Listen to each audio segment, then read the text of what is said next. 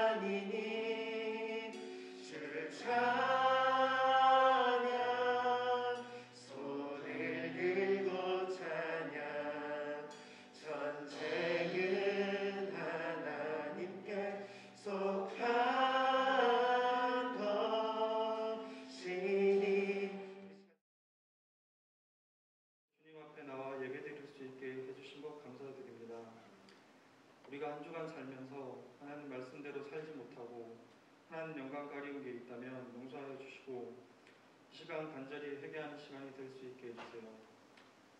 특별히 고삼학생들을 위해 기도합니다. 코로나 가운데서 공부하느라 고생이 많은데 건강 지켜주시고 편안한 마음으로 수능 잘 치를 수 있게 해주시고 수시 면접 가운데도 함께 해주세요. 코로나가 확산되고 있습니다. 우리를 이 코로나 가운데서 지켜주시고 이럴 때일수록 더욱 믿음을 잘 지킬 수 있게 해주세요. 그리고 말씀을 전하실 목사님께 능력 주시고 그 말씀으로 통해서 우리 학생들이 은혜 받기를 원합니다. 예배 가운데 성령께서 함께 해주실 것을 믿고 예수님의 이름으로 기도드립니다. 말라기서 3장 1절에서 6절까지의 말씀 네, 앞에 말씀 나오니까요. 보시면서 제가 한 절 여러분이 한 절 교독을 하도록 하겠습니다. 만군의 여호와가 이르노라 보라 내가 내 사자를 보내리니 그가 내 앞에서 길을 준비할 것이요 또 너희가 구하는 바 주가 갑자기 그의 성전에 임하시리니 곧 너희의 사모하는 바 언약의 사자가 임하실 것이라. 그가 임하시는 날을 누가 능히 범하며 그가 나타내는 때에 누가 능히 서리요. 그는 금을 연단하는 자의 불과 표백하는 자의 잿물과 같을 것이라.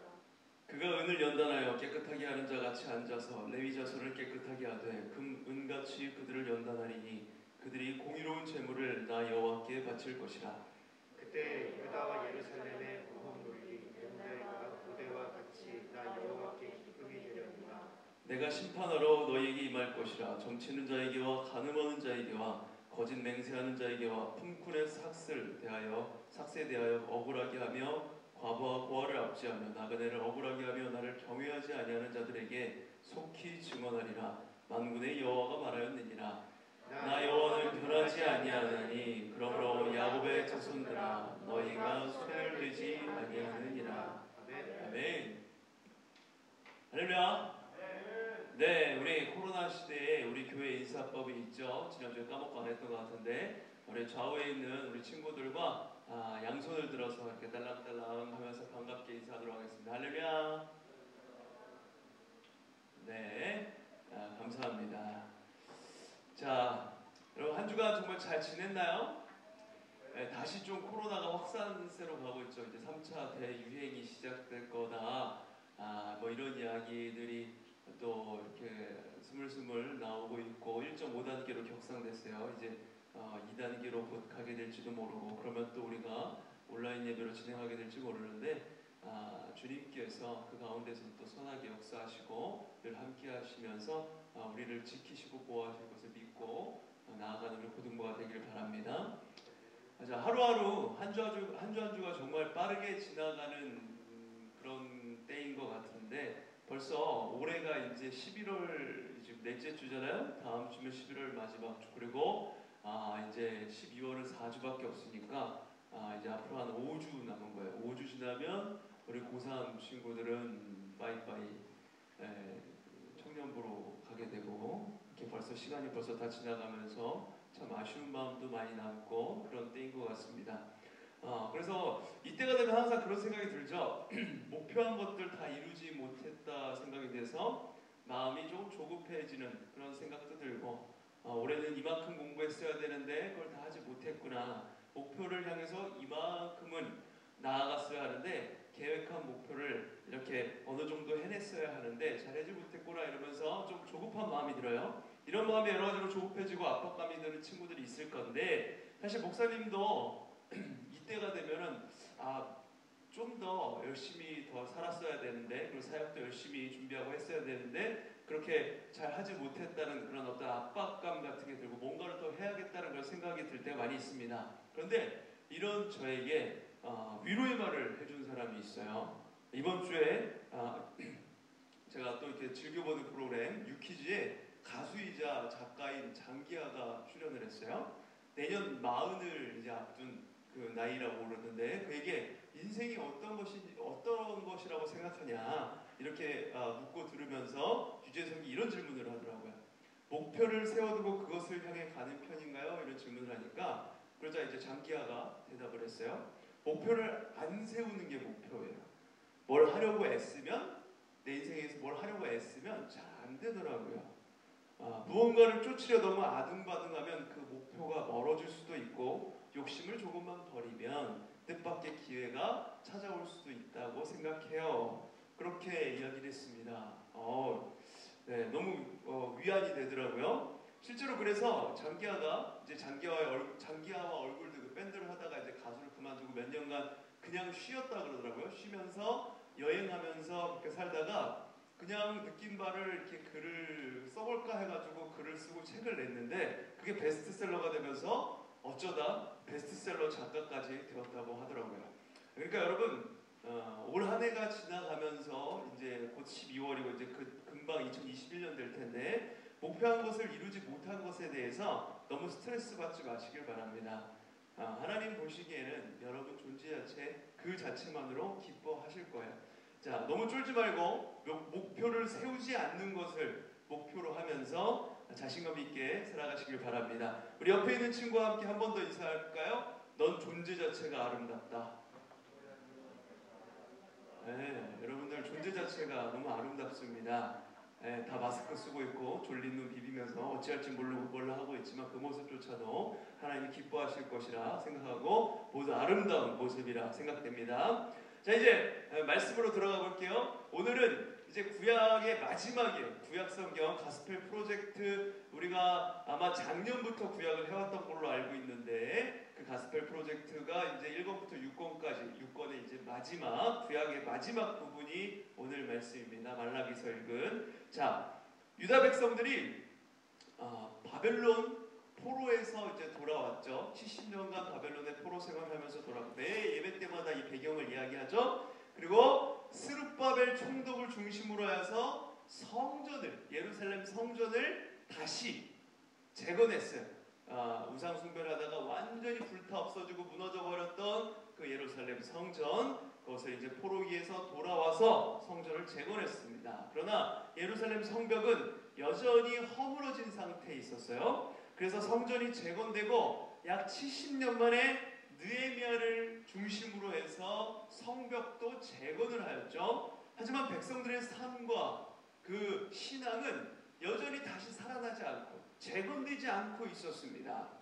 그들이 포로에서 돌아온 지도 어느새 100년이 지나가고 있지만 전혀 새로워지지 않고 계속해서 밑으로 우상 숭배하는 그 모습, 그 예전의 죄악된 모습으로 계속 돌아가려고 하고 다시금 일어서지 못하고 그런 상황이 계속되고 있는 그런 상황. 그때 나타난 선지자가 바로 오늘 읽은 말씀의 주인공 말라기입니다. 말라기라는 것은 말라기서를 우리가 봤는데 말라기라는 것은 사람의 이름이에요.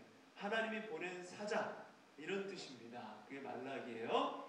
자, 말라기 선지자는 당시의 제사장들이 하나님을 하나님답게 섬기지 않았어. 그러니까 예배를 주관하는 목사님 같은 그 제사장들이 하나님을 하나님답게 섬기지 않아서 하나님의 이름에 먹칠을 하고 제물로 드리는 짐승은 온전한 것으로 드려야 하는데 자신들의 그런 어떤 이익을 위해서 성전에서 파는 온전하지 못한 그런 짐승도 받아주면서 하나님의 언약을 깨트리는 그런 삶을 보고서 하나님께 돌아오라고 강하게 질책하였어요.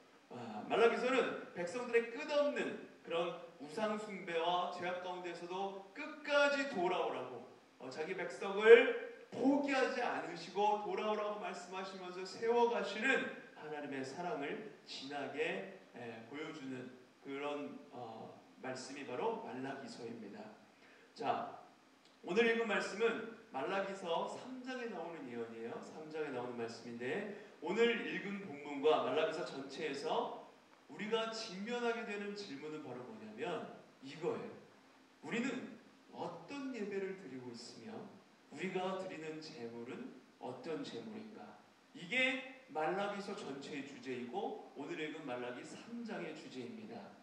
자, 예언자 말라기가 오늘 이 말씀을 전했을 때에는 유대인들이 바벨론에서 그 포로 생활에서 돌아와서 이스라엘을 재건하기 위해서 몸부림치던 때의 일입니다. 그때, 그러니까 느헤미야랑 이게 활동하던 시기가 같은 같은 게 바로 말라기. 지난주에 우리가 느헤미야 마지막 봤었는데 느헤미야가 막 그 부흥 운동을 하잖아요. 예배로 일어서라, 말씀으로 일어서라 이렇게 외치고 했었던 에스라를 통해서 느헤미야가 이제 그런 걸 주관하죠.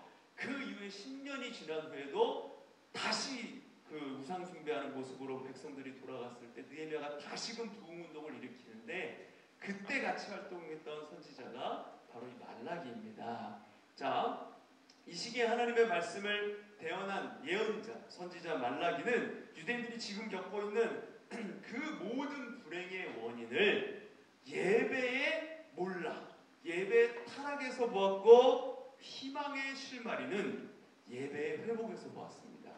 희망은 예배의 회복으로부터 시작되는 것이다. 말라기는 그렇게 생각을 했어요. 1장에서 말라기 예언자는 예배 타락에 대해서 이렇게 고백합니다. 우리 말라기서 1장 6절에서 8절 말씀인데 조금 긴데 우리 다 같이 한 목소리로 한번 읽어볼게요. 앞에 보시면서 시작. 내 이름을 멸시하는 제사장들아, 나 만군의 여호와가 너희에게 이르기를 아들은 그 아버지를, 종은 그 주인을 공경하나니 내가 아버지일진데 나를 공경함이 어디 있느냐? 내가 주인일진데 나를 두려워함이 어디 있느냐 하나 너희는 이르기를 우리가 어떻게 주의 이름을 멸시하였나이까 하는도다. 너희가 더러운 떡을 나의 제단에 드리고도 말하기를 우리가 어떻게 주를 더럽게 하였나이까 하는도다. 이는 너희가 여호와의 식탁은 경멸이 여길 것이라 말하기 때문이라. 만군의 여호와가 이르노라. 너희가 눈먼 희생제물을 바치는 것이 어찌 악하지 아니하며 저는 것 병든 것을 드리는 것이 어찌 악하지 아니하냐. 이제 그것을 너희 총독에게 드려보라. 그가 너를 기뻐하겠으며 너를 받아주겠느냐.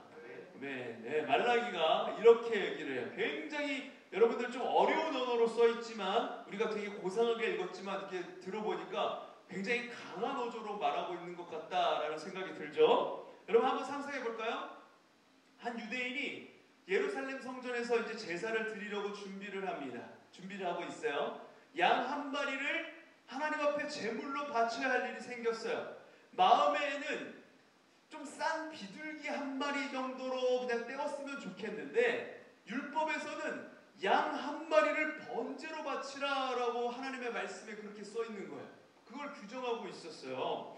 그 유대인은 목장에 나가서 이제 제물로 바칠 양을 한 마리 고르기 시작합니다. 만약 그의 마음에 하나님에 대한 감사의 마음이 살아있다면 그는 값을 따지지 않고 가장 좋은 양, 가장 건강하고 튼실하고 좋은 양을 골라다가 하나님 앞에 드리려고 했겠죠. 하지만 그의 마음에는 은혜가 메말라 있었습니다. 하기는 싫고 하지 않으면 벌받을 것 같아서 양 한 마리를 고르긴 고르는데 마지못해서 골라요. 어제 양치는 일꾼이 주인님 이 양 좀 이제 더 살기 힘들 것 같은데 오래 살지 못할 것 같은데요. 도대체 병이 낫질 않네요. 라고 말했던 그 보고를 들었던 게 기억이 났어요. 그러면서 그 양이 눈에 들어옵니다. 그는 속으로 생각을 합니다. 그래 저놈을 바치자. 어차피 병들어 죽을 놈이니 제물로 바치면 어차피 죽을 것도 죽이는 건데 일석이조 아닌가 이렇게 생각하면서 병든 양 제일 손해보지 않을 양을 하나님 앞에 드리는 거야. 그로서는 좋은 꾀를 낸 것이지만 하나님께서는 그런 자들에게 말라기를 통해서 엄중히 책망하시는 거예요. 이 시대의 많은 예배자들 하나님 앞에 예배드리러 오는 제사장 많은 예배자들이 이런 모습을 하고 있었던 거예요. 그래서 말라기를 통해서 강하게 책망하시는 것입니다. 그 같은 제물을 드리는 것은 거룩한 하나님의 제단을 더럽히는 것이다 라고 말하고 있어요. 말라기 선지자가 활동할 당시에 제사 드리러 오는 사람들의 마음이 대부분 조금 전에 예로 얘기했던 유대인과 같았어요. 하나님을 사랑하고 하나님의 은혜에 감격하여서 자기 자신에게서 가장 중요한 것을 드리는 사람이 별로 없었습니다. 거의 없었어요. 대부분이 이 말씀 율법이 규정한 그 내용을 형식적으로 만족시키는 정도에서 행동하였습니다. 정성 없는 제물과 마음이 담기지 않은 그런 물질을 하나님 앞에 드리고 있었던 거예요. 그것으로 그들은 그래 난 예배 드렸어. 하나님 앞에 최소한의 도리를 다했지. 이 정도면 되지 않았나? 이렇게 생각을 했어요. 그렇지만 하나님은 오히려 그것이 하나님 당신을 경멸하는 행동이다. 너희들은 예배를 드린다고 나오지만 내가 볼 때 이건 예배가 아니다. 나를 무시하는 행동이다. 이렇게 강하게 책망을 하시는 겁니다. 그래서 하나님께서는 말라기 예언자를 통해서, 선지자 말라기를 통해서 이렇게 말씀하십니다. 우리 1장 10절 말씀 한 목소리로 한번 읽어볼까요? 시작! 만군의 여호와가 이르노라 너희가 내 제단 위에 헛되이 불사르지 못하게 하기 위하여 너희 중에 성전 문을 닫을 자가 있었으면 좋겠도다. 내가 너희를 기뻐하지 아니하며 너희가 손으로 드리는 것을 받지도 아니하리라. 내가 너희를 기뻐하지 않는다.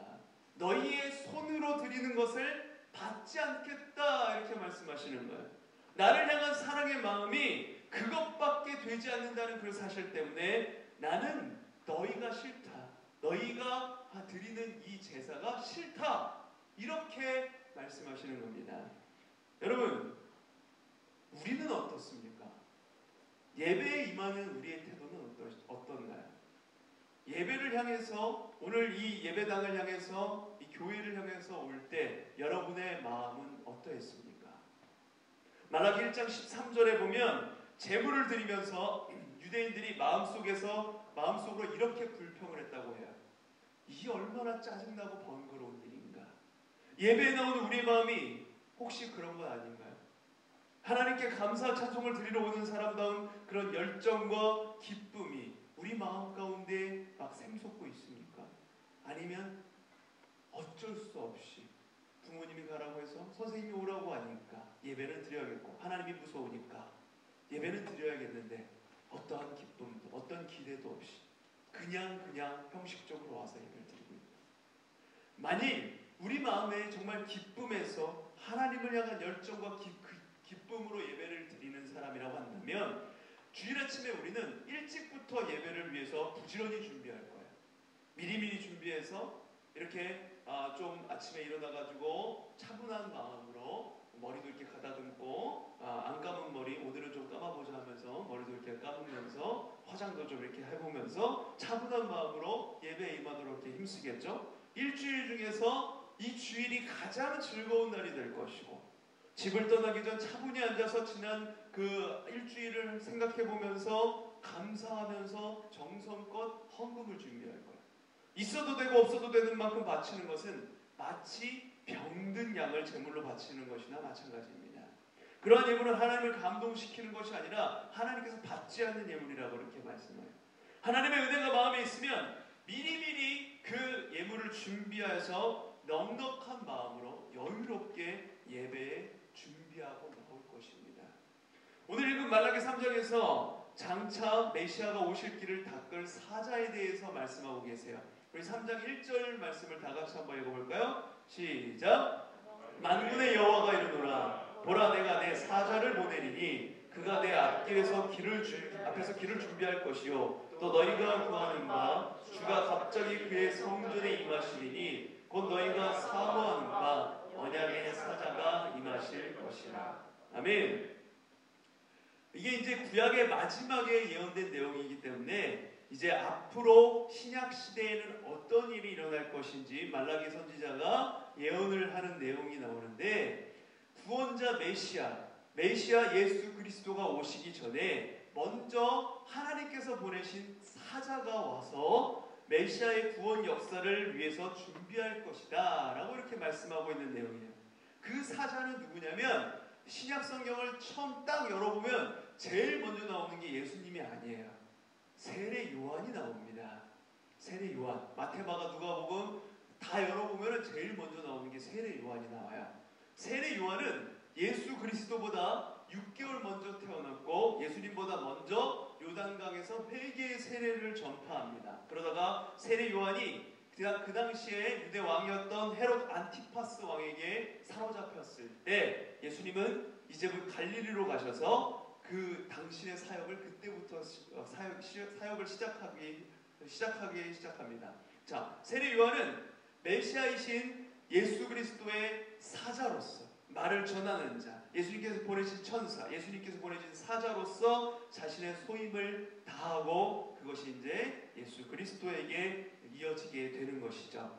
자, 구약 시대가 지나고 이제 신약 시대에 이르러 장차 세례 요한이 담당하게 될 그 사자의 소임에 대해서 말라기 선지자는 이렇게 예언을 합니다. 우리 3장 2절에서 4절 말씀 다 같이 한 목소리로 읽어볼까요? 시작. 그가 임하시는 날을 누가 능히 당하며 그가 나타나는 때 누가 능히 서리오. 그는 금을 연단하는 자의 불과 표백하는 자의 잿물과 같을 것이라. 그가 은을 연단하여 깨끗하게 하는 자같이 앉아서 레위 자손을 깨끗하게 하되 은같이 그들을 연단하리니 그들이 공의로운 제물을 나 여호와께 바칠 것이라. 그때에 유다와 예루살렘의 봉헌물이 옛날과 고대와 같이 나 여호와께 기쁨이 되려니와. 아멘. 메시아 예수 그리스도를 맞아들이고 그분의 구원을 얻기 위해서 당시 유대인들에게서 가장 먼저 일어나야 할 일이 뭐라고 나와 있냐면 바로 예배 회복이라고 나옵니다. 예배 회복. 제물이 깨끗하게 되는 일, 이것이 가장 먼저 일어나야 되는 일이에요. 하나님께 대한 그들의 마음에 변화를 받는 것이 가장 먼저 일어나야 되는 것입니다. 하나님의 은혜를 새롭게 깨닫고 감사와 기쁨으로 그분 앞에 서는 변화, 그것이 가장 먼저 있어야 될 것이었다는 거예요. 그래서 성전으로 향하는 그들의 마음에, 그들의 발걸음에 힘이 넘치고 자신에게 가장 귀한 것을 하나님께 바치는 그런 변화가 일어나야 된다는 것이. 그래야만 메시아의 오심은, 메시아께서 이 땅에 오시는 것이 그들에게 구원이 될 수가 있게 되는 것이죠.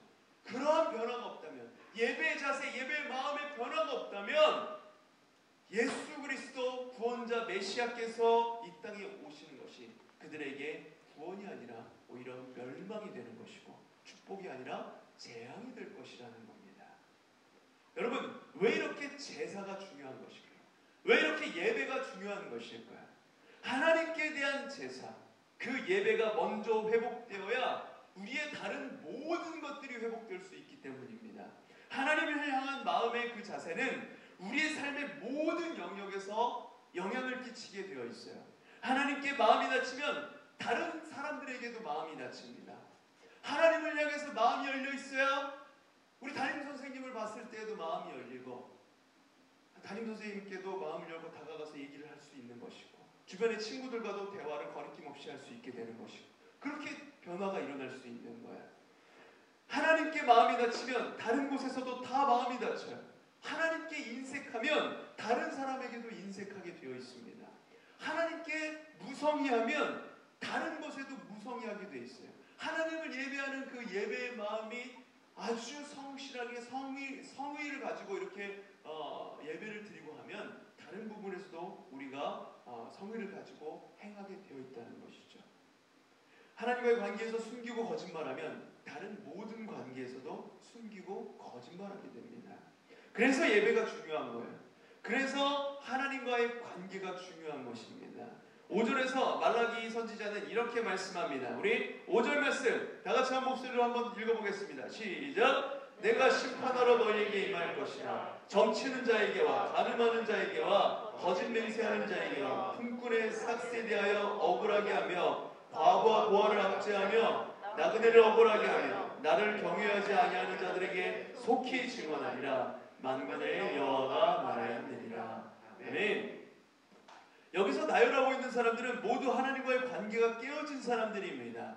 하나님에 대해서, 하나님께 드리는 예배와 제물에 대해서 무성의하게 임하게 되면 점치는 사람들을 찾아다니게 됩니다. 간음의 유혹에 쉽게 넘어갑니다. 간음이라는 것은 뭐냐면 우리 안에 음란한 마음을 품고 자꾸 음욕을 품고 음란물을 향해서 나아가는 것, 계속해서 다른 사람들을 비방하는 마음이 드는 것, 이것이 다 간음이에요. 다른 사람들을 욕되게 하는 것, 이거 다 간음. 자신의 이익을 위해서 거짓으로 증언하는 것을 일삼습니다. 자신의 이익을 위해서 거짓을 해요. 하나님이 보고 듣고 계신 줄을 잊어버리기 때문에 그렇습니다. 이런 사람들은 어떤 일꾼의 품삯을 떼어먹는 것을 아무렇지 않게 여깁니다.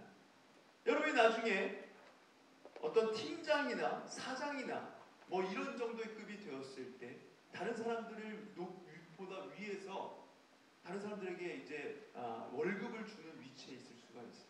근데 그것을 떼어먹는 거예요. 아무렇지 않게 생각해요. 지금 좀 어려우니까 떼어먹고 다음 때 주지. 지금 이렇게 얘기하는 거예요. 하나님과의 관계가 깨어지면 일꾼의 품삯을 떼어먹는 것을 아무렇지 않게 여긴다는 거예요. 자기보다 약자를 괴롭히는 것, 고아와 과부들, 성경에서 말하는 가장 약자들이거든요. 이런 사람들에게 함부로 대하는 건 전혀 거리낌이 없어요. 함부로 대하는 거예요. 약자들에게. 이것은 단지 몇 가지 예일 뿐입니다. 우리가 가정에서, 학교에서 범할 수 있는 모든 잘못들은 많은 이유가 있는 것처럼 보이지만 사실 하나님과의 관계가 멀어져 있기 때문에 발생하는 일들이 대다수입니다. 성소가 무너지고 제단이 황폐해져 있기 때문에 생기는 일들이에요. 예배는 예배만의 문제가 아닙니다. 여기서 예배 잘 드리고 끝나버리는 게 아니에요. 예배가 살아나면 우리의 삶이 살아나는 것입니다. 그래서 예배가 중요한 거예요. 하나님과의 관계에 모든 것이 달려있기 때문에 그렇습니다. 하나님과의 관계에 우리의 삶의 모든 부분이 달려있기 때문에 예배가 중요한 거예요. 우리의 예배를 살려내기 위해 필요한 것, 그것이 바로 뭐냐면 다른 것이 아니라 회개입니다. 회개. 하나님과의 관계를 새롭게 하는 것이 회개예요. 예수 그리스도의 사자로 온 세례 요한은 가장 먼저 무슨 말씀을 전하냐면 회개하라, 천국이 가까웠습니다. 이 말씀을, 이게 뭐냐면 회개해야 너희들이 천국에 들어갈 수가 있다. 회개해야 하나님과의 관계를 회복할 수 있다. 회개해야 장차 오실 예수 그리스도를 구원자로 맞아들일 수가 있다. 이거를 얘기하는 거예요. 회개 세례를 전파했어요. 회개만이 예수 그리스도의 오심을 준비하는 유일한 길이라고 세례 요한이 그렇게 설교를 했습니다. 회개란 뭐냐면 자기 자신이 잘못 살고 있음을 깨닫고 지금 가고 있던 길에서 돌아서서 반대 방향으로 완전히 유턴하는 것을 가리킵니다. 180도 바꿔버리는 거예요. 하나님께 돌아오는 것입니다.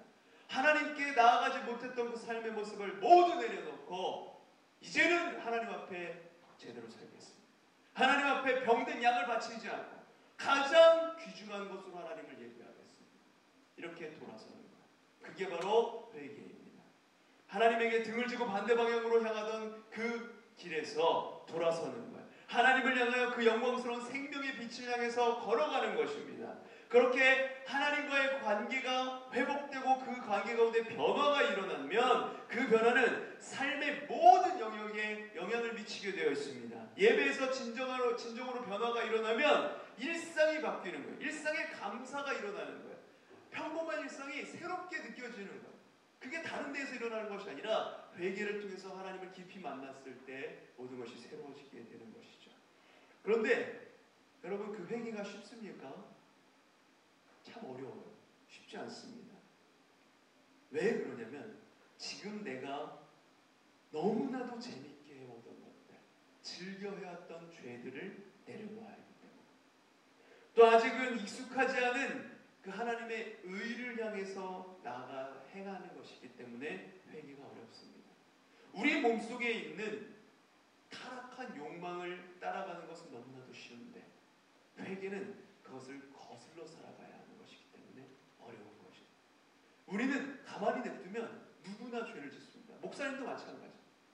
가만히 하나님 앞에 거룩하게 살기로 늘 매일마다 다짐하고 다짐하지 않으면 죄를 향해서 지나가는 그런 여자를 보면서도 음욕의 마음을 품을 수 있는 게 바로 사람의 마음. 다른 사람을 시기하여서 미워하고 질투하고 마음속으로 살인을 저지르는 것, 그게 바로 사람의 마음이에요. 목사님도 여기서 예외가 아니에요. 누구나 그렇다는 거예요. 누구나. 그래서 어려운 거예요. 그렇기 때문에 회개가 어려운 거예요. 하나님과 함께 살아가는 맛을 경험하고 나면 회개의 길에 참 기쁨과 자유가 있음을 깨닫게 되지만 그 전까지 회개는 참으로 고통스러운 일입니다. 하나님으로부터 멀어져 가는 길은 넓고 편한 길이에요. 하나님에게 가까이 가는 길은 좁고 험한 길입니다. 너무 어려워요.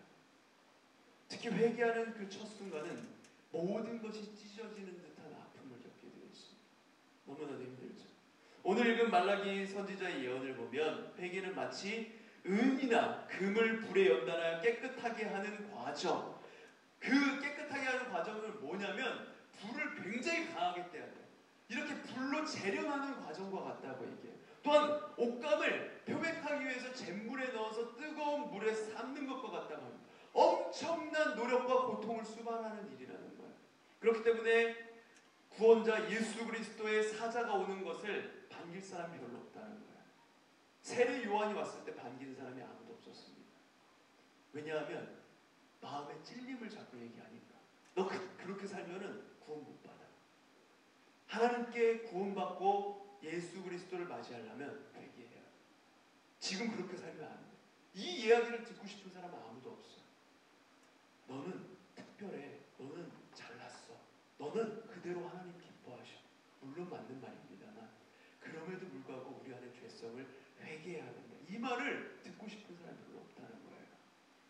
그래서 사자로 본 예수님보다 먼저 온 세례 요한은 배척당하고 순교당했습니다. 순교했습니다. 죄와 악을 즐기던 사람들이 회개를 부르짖었던 그의 목소리를 잠재우려고 갖은 노력을 했습니다. 그러나 사자를 가두고 고문하여서 메시지를 전하지 못하게 막고 또 막았어도 메시아 예수 그리스도는 결국 세례 요한의 예언대로 오고야 말았습니다. 구원자가 왔을 때 회개를 거부했던 그 사람들은 불같은 심판을 피할 수가 없게 되었죠. 사랑하는 고등부 친구 여러분, 십자가의 보혈 공로 덕분에 저와 여러분은 오늘 성령으로 함께 계시는 예수 그리스도 앞에서 살아가고 있습니다. 주께서 그 값없는 은혜로 감당할 수 없는 그 구원을 우리에게 선물로 주셨기 때문에 더욱 우리가 정결하게 거룩하게 구별되는 참된 예배자들이 되기를 소망합니다. 아멘입니까? 날마다 우리의 죄에 대한 회개가 더욱더 깊어져 가기를 소망합니다. 그래서 우리의 예배가 변하고 하나님께 드리는 예물, 하나님께 드리는 그 마음이 변하고 하나님께 드리는 찬양과 기도가 변하기를 소망합니다. 우리의 예배가 달라지는 만큼 우리의 삶도 달라질 것이기 때문입니다. 여러분, 우리 모두가 드리는 이 예배가 다시금 하나님께 기쁨이 되기를 소망합니다. 우리가 떨리는 손으로 바치는 그 예물이 주님을 기쁘시게 하는 예물이 되기를 소망합니다. 우리의 예배가 정결해지고 회복되어서 우리의 삶의 모든 영역에 빛나는 변화가 일어나게 되기를, 그리하여 우리의 삶이 산제사로 하나님께 드려지게 되기를 간절히 소망합니다. 아멘.